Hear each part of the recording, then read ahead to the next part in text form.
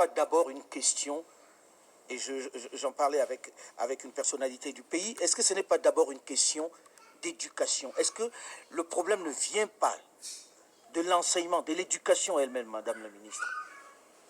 Bon, disons que je ne pense pas que ce soit l'éducation traditionnelle en tant que telle. Par contre, on a des pratiques culturelles et des pratiques sociales qui font certainement que les gens sont toujours dans l'attente d'une aide extérieure.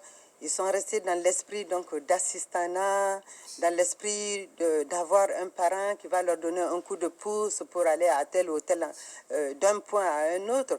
Ce qui n'est pas le cas. Et moi, quand j'ai l'occasion, j'ai été sollicitée une année par l'UNICEF pour être porteur de messages auprès des jeunes filles. Et je leur disais, on n'a pas besoin de fonds pour commencer une activité. Moi, j'ai commencé mes activités commerciales dans les années 95. J'ai fait une simple petite lettre que j'ai adressée aux différentes sociétés en leur disant, OK, moi, je peux m'occuper de toutes vos tracasseries de formalités de voyage.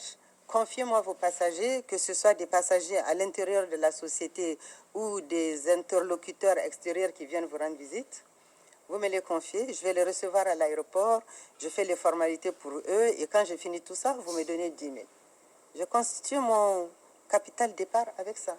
Il faut être inventif, en gros. Tout simplement. Il faut être inventif. Voilà, il faut être inventif. Mais pourtant, il faut se mettre dans la démarche que mon bonheur ne viendra pas de quelqu'un d'autre. Il faut que je m'organise, n'est-ce pas, que je me mobilise, que je me structure, que déjà j'imagine quel est mon rêve, que je veuille le mettre donc, en œuvre et aboutir au résultat escompté.